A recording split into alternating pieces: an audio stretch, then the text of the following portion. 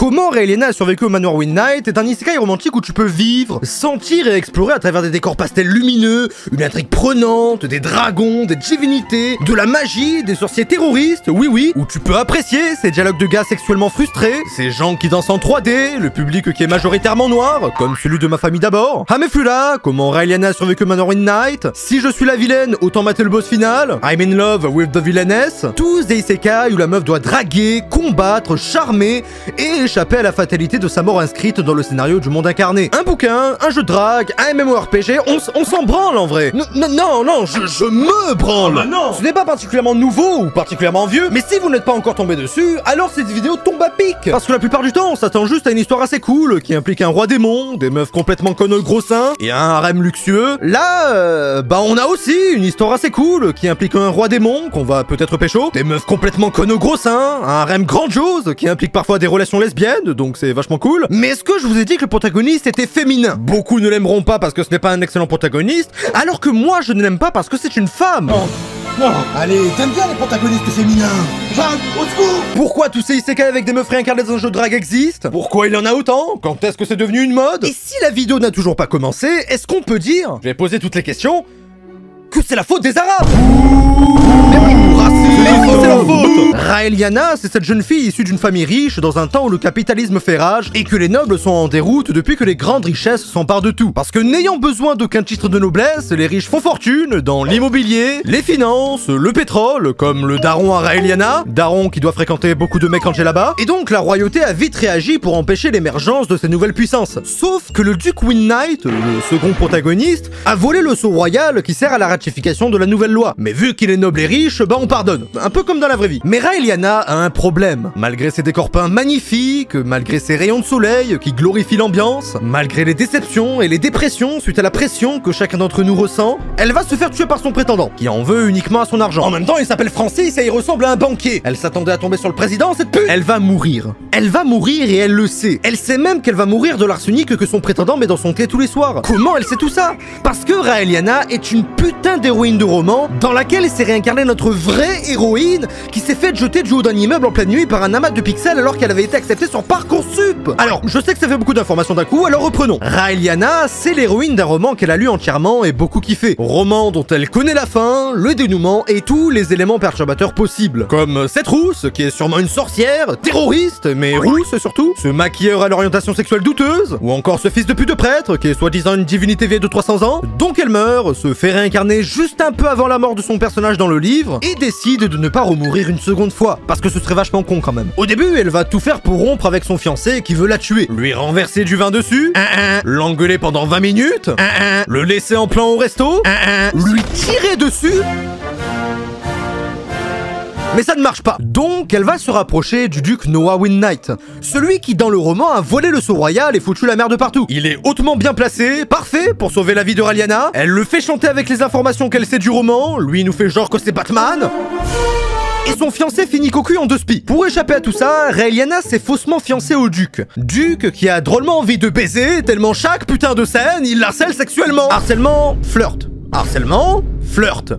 Vous voyez la différence? Les premiers épisodes te disent plus ou moins ce que sera le reste. Raeliana essaye de survivre, parce que pour un personnage de roman qui doit crever, vivre est une épreuve, un peu comme les joueurs de Star Rails de quitter leur fauteuil. Le duc, lui, veut juste baiser, va lui faire du rentre-dedans tous les putains d'épisodes, jouer au mal alpha comme s'il s'appelait Alexis Chen, et ensuite lui-même réaliser qu'il a des sentiments comme elle. Le seul frein, finalement, sera l'histoire elle-même. Entre un enlèvement, un autre enlèvement, une chasse au dragon entre mecs pour montrer qu'elle est la plus grosse, j'aime bien ce sport, et un passage à l'église, gardé par une divinité de 8 ans qui a reçu le moins de budget de la série. Sérieux, regardez comment il parle.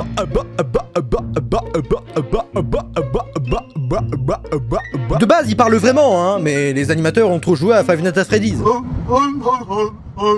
Tout ça pour finir dans un moment de romance intense, comme dans Réponse, et finalement rebrousser chemin, car l'animé te rappelle qu'il n'est pas juste une romance. Et c'est pas si mal en vrai, parce que le danger ne sera toujours qu'éphémère, alors que l'amour, lui, se développe, se construit au fur et à mesure des épisodes, et laisse son passage toute une vie. Et c'est beau, putain. Ça fait 21 ans que je suis célibataire. Épisode 2, qui est globalement juste Raeliana Winnight qui font leur contrat de fiançailles. Elle doit penser avec ce qu'elle sait qui se passe dans le roman, et lui doit penser que c'est une folle furieuse qui veut l'assassiner pour sa richesse. En même temps, qu'est-ce qu'il compte faire avec ses banques? Il compte acheter le paradis avec ses banques? Il se croit tout puissant, tous les jours tu m'appelles? Espèce de... Sauf que la conversation dure vraiment tout un épisode, qu'ils adorent parler de géopolitique en l'illustrant avec un jeu d'échecs, et que tu peux remplacer leur voix par les lapins crétins, que ce serait la même chose en fait. Arrêtez de parler, putain, je veux de la baise ou de la bagarre, moi! L'animé n'est pas vraiment basé sur la romance, ni sur l'histoire à côté, ni sur ses antagonistes, qui ne sont en fait pas des vrais antagonistes, puisqu'ils se font manipuler par un méchant encore plus méchant, ni sur cette putain de rousse dont on ne sait rien, sauf sur le fait que ce soit une connasse.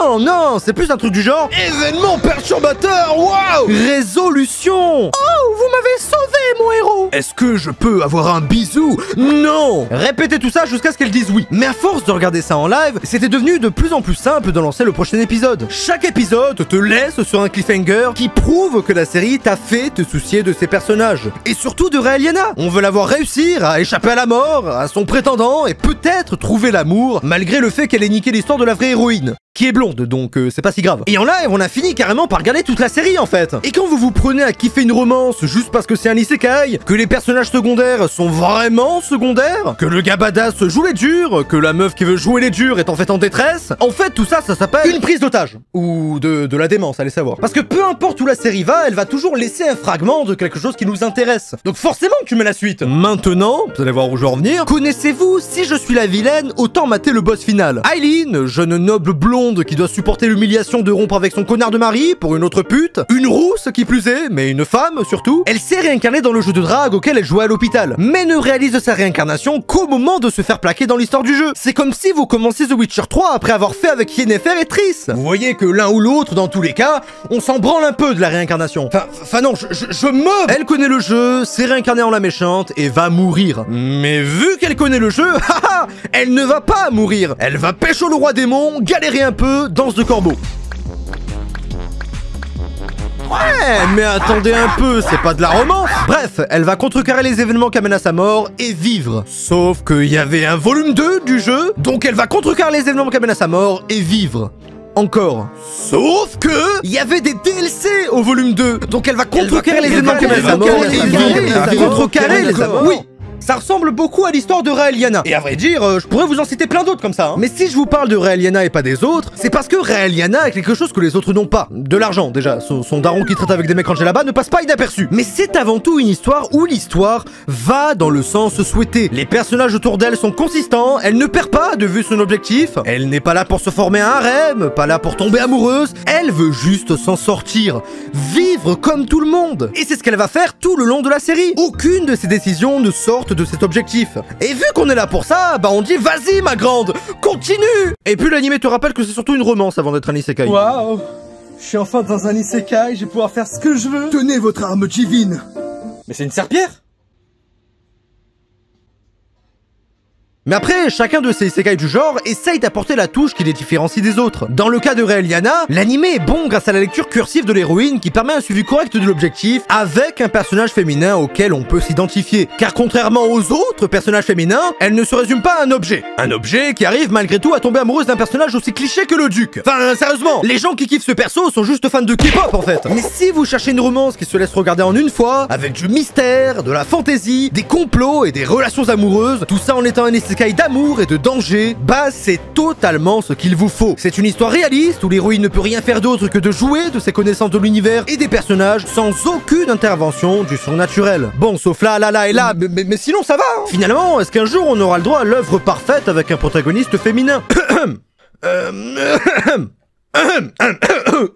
C'était Yorin, je fais plein de vidéos comme ça, allez jeter un coup d'œil, n'hésitez pas à laisser un like, abonnez-vous, mettez un commentaire, j'y réponds souvent et ciao bye.